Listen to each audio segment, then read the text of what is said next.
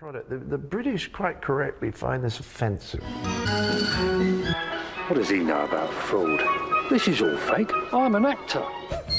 The nation's best-loved comedy actors found advertising unlocked a new world of opportunities.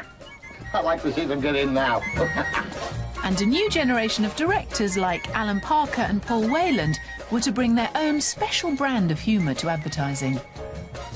My wife married me only because I made her laugh. It was nothing to do with my looks, but because I got a laugh the first time I met her, she thought, oh, this is a funny guy, I like this guy. And I think that really, you know, most things that we have to sell in advertising are kind of quite samey, and especially anything to do with financial advertising and whatever. So if you can actually find something that tickles someone, then I think they're going to like you. The reason that we turned to humour really right from the very beginning was that in the end you have such an incredibly short period to get someone's attention. So you there's no time to build, there's no time to get into a serious argument. You actually got to get in, make your point and get out. Over the last 50 years, directors and ad men have used every joke in the big book of comedy gags.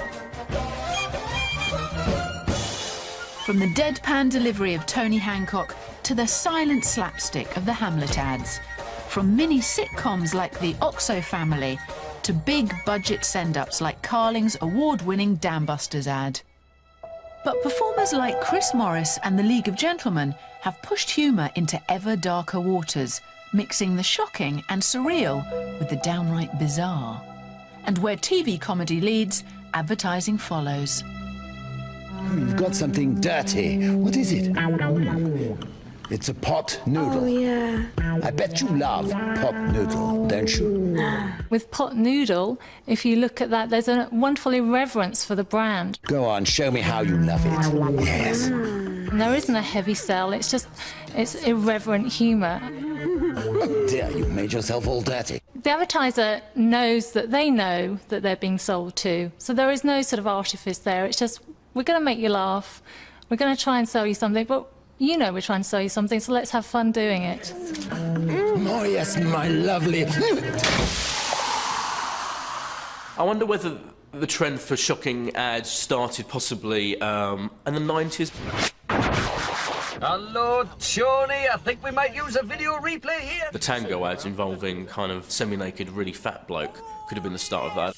We could be in for a quiz. Just looking at a new way to really shock the audience. Why?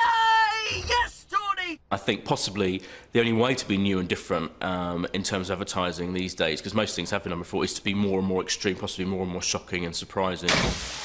I didn't tell you, did I? Brittany, she's only 4, man. She comes up to me the other day, she says, where do babies come from? What did you tell her? I said, well, when a daddy loves her mummy very much, he inserts his erect penis inside the woman's vagina. And you get examples of Peter Kay saying stuff in his TV ads, in his ad for The Bitter, where he's sitting in the Indian restaurant talking to members of his family, and he suddenly starts using words like penis, which in an advert is quite shocking. It shows that they've got to kind of push back the boundaries of what you expect to see in an ad. Action. While filming his latest campaign for a beer ad, comedian Peter Kay's cheeky ad-libs have the cast and crew in stitches. I'm not your daddy. Coming up next, bat out of hell for the bride's mother. There she is, coming out of the toilet. I'll give it 5 minutes if I were you. Shabba. Fantastic. Oh, yeah. But commercials must follow tougher guidelines than the rest of television, and many of Kay's funniest jokes will end up on the cutting room floor. Making commercials, you're not really dealing in the real world. We're restricted in lots of different areas. The problem for advertisers when they're using comedy is that they can't go to the extremes or they can't really push the boundaries in the way that television comedy can, because advertising is so much more restricted than the programmes which it interrupts. But writer Paul Silburn and director Daniel Kleinman couldn't give a 4X and decided to test those restrictions in their award-winning beer ad about the facts of life. The idea is pretty much the same as all the others. You know, the no-nonsense man doesn't really take any prisoners. He says what he's thinking wherever he is. So whether he's talking to a child about the facts of life or anything else, he's true to himself. One can't be shocked by it because that's what happens. But also the way he says it is sort of amusing. I kind of had the idea that he should be wobbling this red kebab, which gave it a added piquance. But effectively, it's shocking and not shocking at the same time, which is quite subversive.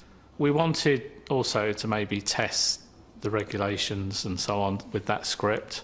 But also, really, I think it's just another one of the ads in the campaign that, OK, you know, the language is a little bit stronger, but you know, it's still about the no-nonsense character. Ejaculates sperm which travels through the womb, yeah? Fertilises the egg and develops into a baby over 9 months. We have to be careful because people don't tune into commercials. They're there. We have to be very careful about whether we offend or whether a joke is not appropriate to a certain age group. So we're pretty restricted in what we can do and what we can't do. And often it's a miracle that commercials turn out even halfway decent. OK! Today, ads can shock us and still make us laugh at the same time. The corner, whose wife's just left him for another woman. Yet when commercials began almost 50 years ago, ad men were surprisingly slow to wake up to the power of humour. Go to work on an egg.